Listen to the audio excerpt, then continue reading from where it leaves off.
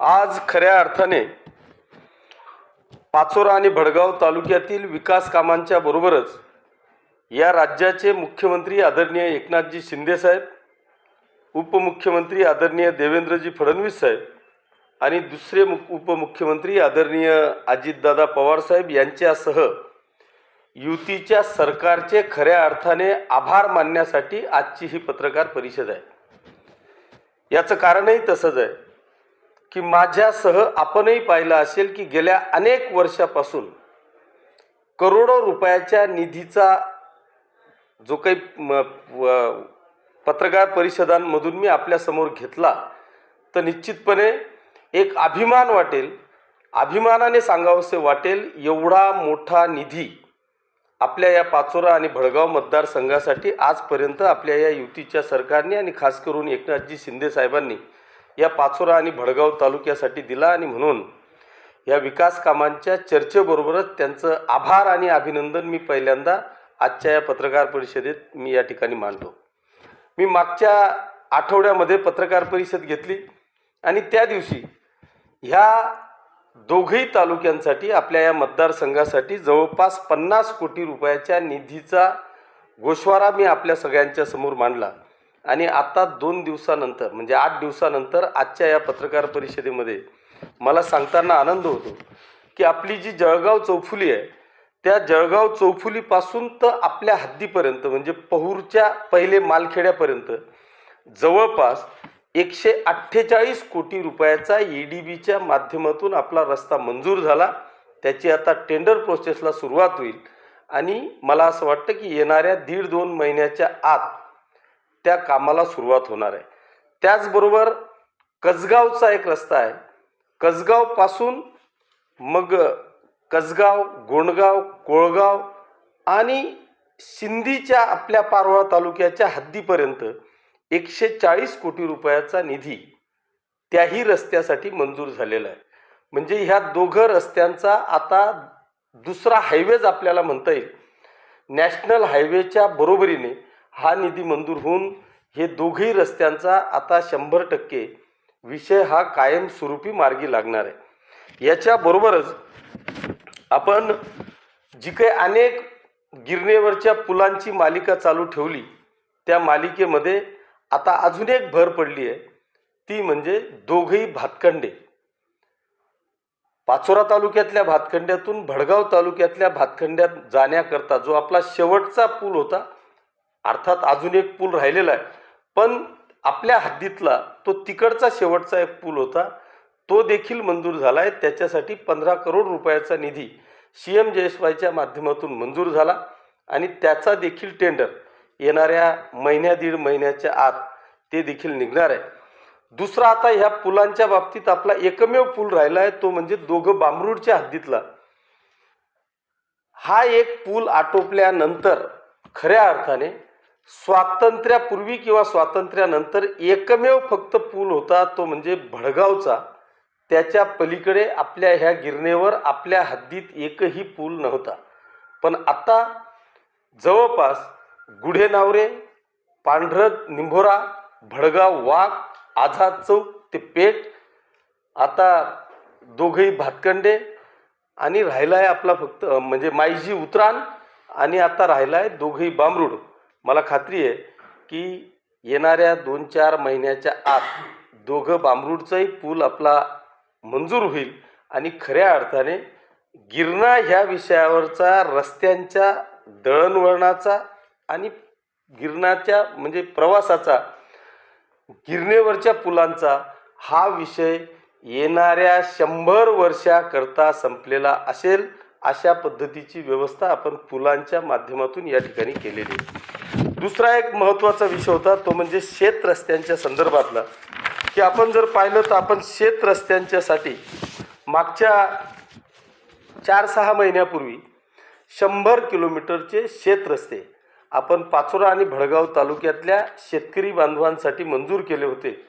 आता 100 किलोमीटर म्हणजे 1 किलोमीटरची किंमत ही 25 लाख रुपये, 100 गुणिला 25 लाख, बेरीज तुम्हीच मारून घ्या। दुसरा एक विषय आहे आत्ता काही लोकांची पुन्हा मागणी होती की 100 किलोमीटर झाले, आमचा राहिला आहे. तर आता आपण जवळपास 58 किलोमीटर रस्ते, शेतरस्ते हे पुन्हा मातोश्री पानंदमधून मंजूर केलेले आहेत. आणि दुसरं एक 95/5चं एक हेड आहे की ते देखील मातोश्रीमधूनच किंवा MREGS मधून 95/5चं ते हेड आहे. आणि त्या 95/5च्या हेडमध्ये गाव अंतर्गत जे काही कामं असतील ते कामं आपण करू शकतो. म्हणून त्याच्यासाठी जवळपास 7.5 करोड रुपयाचा निधी हा आपण 95/5च्या हेडखाली या राज्याचे मंत्री आदरणीय भुमरे साहेब यांच्या माध्यमातून आपण हा 95/5च्या निधीतून जवळपास 7.5 कोटी रुपयाचा निधी ह्या जवळपास 50 गावांसाठी 22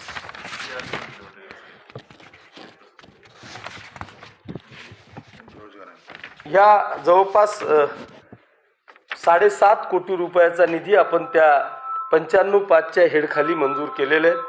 त्याचं देखील टेंडर प्रोसेस आता चालू होणार आहे. माझी ह्या शेत रस्त्यांच्या संदर्भामध्ये सर्व शेतकरी बांधवांना विनंती आहे. अर्थात मी त्याच्यासाठी सर्व अधिकारी आणि इंजिनियर लोकांची बैठक घेणार आहे. 158 किलोमीटरचे रस्ते मंजूर होऊन देखील मला दुर्दैवाने तुमच्यासमोर सांगावंसं वाटतं की अजूनपर्यंत एकही रस्ता हा चालू झालेला नाही आहे. म्हणून मी आपल्या माध्यमातून तमाम जनतेला, शेतकरी बांधवांना आव्हान करेल, विनंती करेल की आपण खऱ्या अर्थाने आता आमच्याकडे इतर रस्त्यांची मागणी न येता फक्त शेत रस्त्यांची मागणी येते आहे. तुमच्या मागणीनुसार मी जवळपास 160 किलोमीटर रस्ते हे मंजूर केलेले आहेत. त्याला आपण जर का तात्काळ चालू केले तर मला वाटतं एक चांगल्या पद्धतीचा विषय आपल्याला शेत रस्त्यांसाठी पाहायला मिळेल. मला दुसरा एक विषय आहे म्हणजे आता नमस्कार. आपल्या सगळ्यांचं ग्रामदैवत अर्थातच काकान-बर्डी या यात्रेचा उत्सव हा उद्यापासून चालू होतोय. परंतु दुर्दैवाने मी आजपर्यंत एकही यात्रा काकान-बर्डीची माझी मिस झाली नाही. परंतु उद्या अधिवेशन चालू होतंय आणि उद्याच नेमकी काकान-बर्डीची यात्रा आहे. माझ्या मनात असं होतं की आपण काकान-बर्डीकडे मागच्या अनेक वर्षापासून लक्ष घालण्याचा प्रयत्न केला. कारण फक्त पाचोरा तालुकाच नव्हे तर परिसरातून सुद्धा आपले श्रद्धास्थान असलेले अनेक भाविक त्या काकान-बर्डीच्या यात्रेला म्हणजेच खंडोबारायाच्या यात्रेला त्या ठिकाणी येतात, दर्शन घेतात. आणि तो जो गर्दीचा ओघ पाहून आपण मागच्या काळात त्याला तीर्थक्षेत्र विकासामध्ये तो स्पॉट घेतला. त्यावेळेस काहीतरी 1 करोड रुपये त्या मंदिरासाठी आपण खर्च करण्याचा प्रयत्न केला.